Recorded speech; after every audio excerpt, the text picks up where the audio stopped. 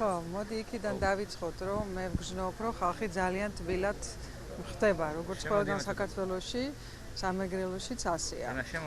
ხალხი ძალიან კონკრეტულ პროექტებს ელოდება ჩემგან, რას გვპირდები, როგორ გადაწყვიტავ ჩვენს ბაზურ საჭიროებებს, როგორიც არის წყალი, გაზი, დენი, გაზიფიკაცია.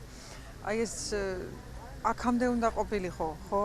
დღეს 2016-ია და უნდა ყოფილიყო უკვე აქამდე, მაგრამ 2012 წელს გაჩერდა. არაუშავს ჩვენ ამას გავაგზელებთ, მათ ცივრიდან ამოვიღებთ ის პროექტები, რომელიც დაგექმნილი იყო და ვადა აქვს 9 ოქტომბერს. თუ მანამდე არ ამოვიღებთ, გაბუჩდება.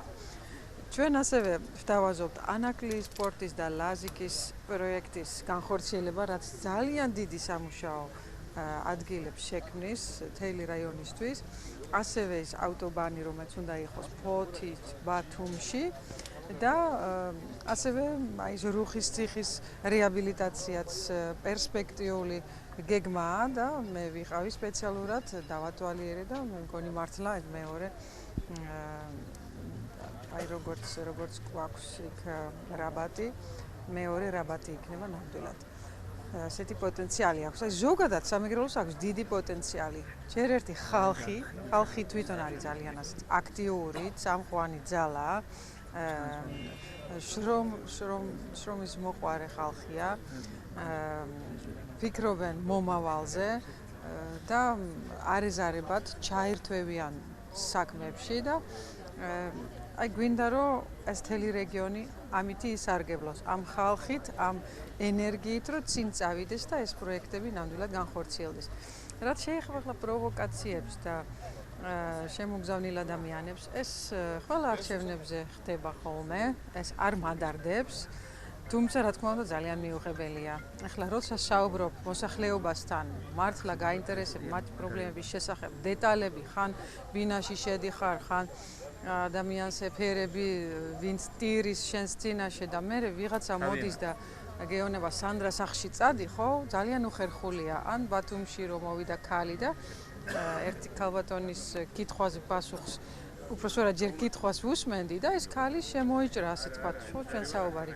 ეს არის ელემენტარული ზრდილობის ნაკლებობა სამწუხაროდ და იმ დემოკრატიული პროცესების ჩაშლა ნამდვილად ყველანაირად მიუღებელია. ჩვენ ყველა უნდა კონდეს ქართული ოცნებაც, პატრიოტთა ალიანსაც, ყველა პარტიას უნდა კონდეს აუცილებლად შანსი, რომ თავისი პროგრამა, თავისი გეგმები გააცნოს ადამიანს მშვიდობიან გარემოში.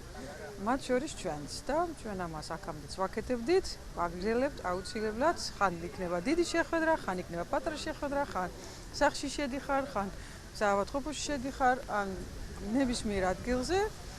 თავარია გულით მიხვიდეთ, როგორც ჩვენ ვაკეთებთ, გულით მოისმინო და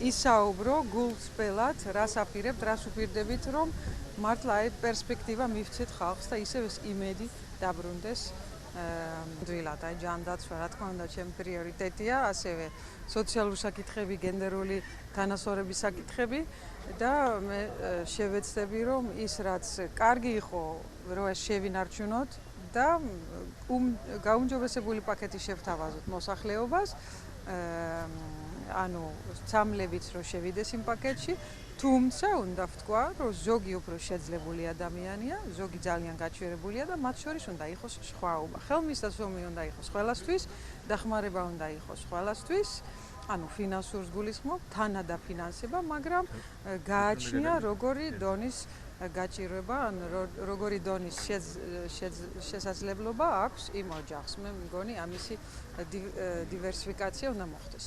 და ახლა ყველას ძალიან ბევრი ამბობს, რომ აი ამდენი ხანია სოციალური დახმარება მომიხსნეს, ჩვენ ამას აღვდგენთ, ჩვენ ამისი დათვლები გაკეთებული გვაქვს, ამისი ფინანსები იქნება აუცილებლად ჩვენი ხელისუფლების შემოსვლის შემთხვევაში, იმიტომ რომ ფუფუნება რაც არის, პრემიები რაც არის, ეს არაეფექტური მუშაობის სტილი, ამას ჩვენ აუცილებლად გამოვასწორებთ, ინვესტორებიც შემოვიყვანოთ, ისევ ის საინვესტიციო კლიმატი, რომელიც იყო გარემო ძალიან კარგი უცხოელი და ქართველი ინვესტორებისთვის ამაზე აუცილებლად ამას გავაგრძელებთ, რომ ისევ ის ტალღა ის ეკონომიური განვითარების და პროგრესის და სისტრაფის რეფორმების ჩატარება ყოფილიყო შესაძლებელი.